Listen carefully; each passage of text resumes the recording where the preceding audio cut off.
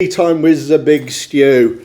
Today I've got Brendan and I've got Tom from our junior setup here. Brendan, welcome to ZBigStu's podcast, as it were. Thanks for having me. You're very, very welcome. You looking after the under-8s in the Mid-Warwickshire League. Coventry and Warwickshire League. Coventry and Warwickshire. Okay, right. And you done well? It's all so far so good, thank you. Yeah, I mean it's been a really interesting first season, working with the lads, learning on the job obviously.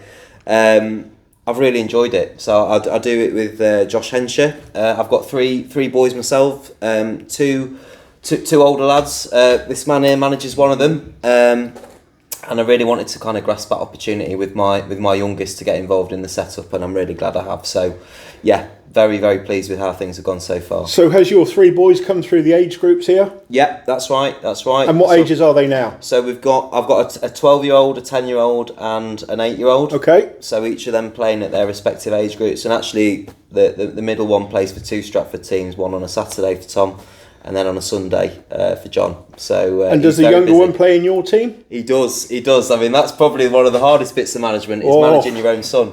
Absolutely. He's the goalkeeper, so he's always got plenty of feedback to give me after games and training sessions. And not many youngsters want to play in goal either, do they? Well, he's one of the exceptions to the rule, actually. I think maybe it's one of those things of being a youngest in the house. He's had two older brothers banging footballs at him since pretty much he could walk, and he really took to it. So, yeah, he's actually, obsessive goalkeeper.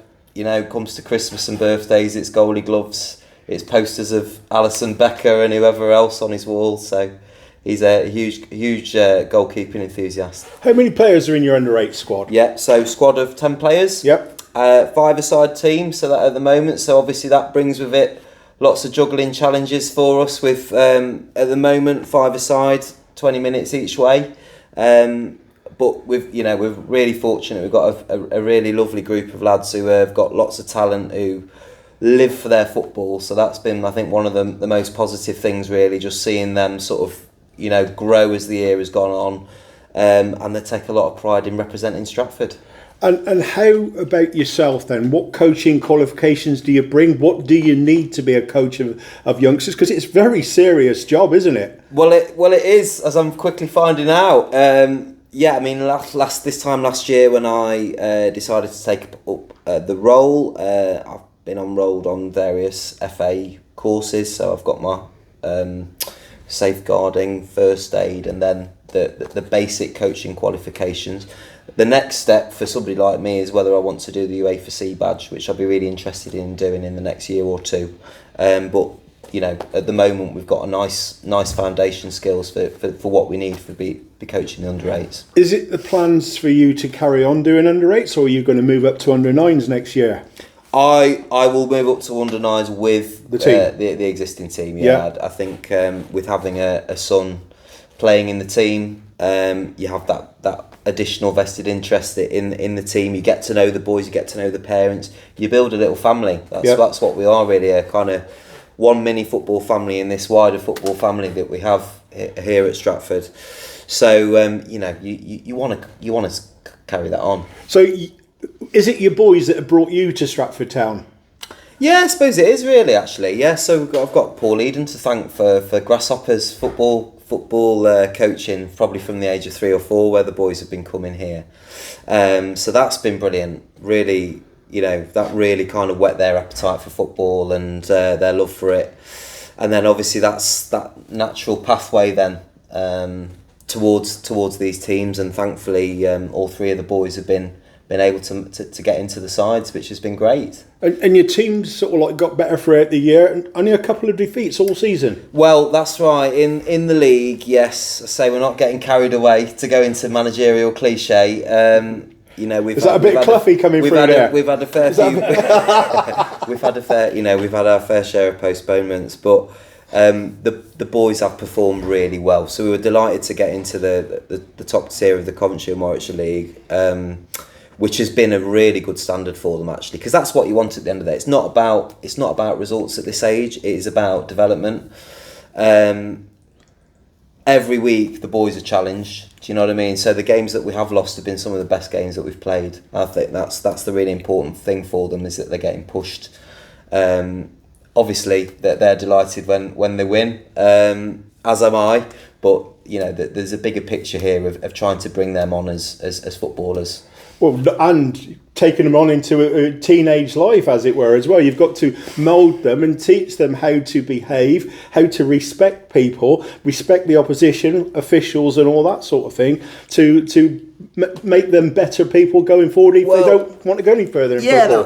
That's it. That's a big part of it, I think, isn't it? Is how sport, how football can help you grow as a person, and it teaches you so many skills, doesn't it? I know for me personally, as a football obsessive, I know we've got a few of them here in the room. It's shaped my life so much. I've made so many friends from it that have kind of defined key periods in my life. So it's been lovely to have another chapter, really. This one with coaching a team. The old knees are starting to give up, so I'm not getting to play as much as I used to enjoy doing. So it's been a really good outlet for me, but more importantly for the kids, as you say, to sort of learn those fundamentals around respect, around teamwork, around friendship. It's just a lovely thing to do, isn't it? Absolutely is. Now, nearing the end of the league season, I'm guessing during the summer, there's lots of tournaments that you guys play in as well. So what's on the horizon? Yeah, well, that's right. Yeah, I was just saying the other day, I think the whole of June is chocker with tournaments. We've got three out of 4 weekends where we're booked in. Obviously here at Stratford, I think that's the final one we're doing. So fingers crossed for that one. We've got a trip over to Oxfordshire, playing in Launton, and then down the road in Ulster as well. So those are the 3 we're looking forward to. Keeping an eye out for 1 or 2 more maybe as well. The tournaments are a lovely way to round off the year, and I can't believe it's been a year, to be honest. It's just flown, but yeah, brilliant very stuff. Excited. Tom, tell me about your team then. Under 11s in the MJPL. That's right. So I look after one of the under 11s teams with coach Jake Walton, and similarly to Brendan, we both have lads in our team. We had 3 really successful years in Mid Warwickshire and wanted to stretch ourselves a bit further, so we took the plunge and joined the MJPL this year. So we have some. Is that more seriousness? Is it? I guess you could elite? say that. Yeah, I guess you could say that. I mean, under 11 still is officially non-competitive. So as of next season, it steps up again. But what the MJPL is it's a slightly high average standard, but it's quite clever. There's about 70 teams in the league. Wow. And you obviously don't play everyone twice. They tweak the league every few weeks, so in theory you're always playing teams around you. And that's really worked well, actually. We've won more than we've lost in the league, but most of those wins have been really close. We've been winning 3-1, 3-2, 2-1, and the losses we've had 2-0, 2-1. And what you want really is that kind of close game that's a real stretch for the lads. So we're really pleased we've joined the MJPL this year. And like Brendan, have you gone up through the age groups as well? Have you taken your team with you and then developed it into that area? Yeah, absolutely. Yeah. So Jake and I decided from day one that our real vision would be to try and keep the core of a team together through all the age groups, and who knows, one day we might even be able to pass a player or 2 on to the men's team here as well. That would be even better. So. Well, that's the aim for all of it, really, isn't it? That's what you have academies for. That's what you have youth setups for, so that you can actually get that star coming through and be able to keep them yourselves. And that's kept many football clubs afloat through the years, isn't it? Selling their best players off to Premiership sides, and that keeps them going for several years. That's right. And you actually see that in the MJPL quite a lot. We play some academy teams, and I think some of their funding is actually based on players being sort of handed over to some of the professional teams in Birmingham. And I guess we would love to be the Stratford version of that. So you've come... Both of you sort of like building teams that go with you. Is there any scope for extra people joining your you guys' team? Providing obviously they're good enough.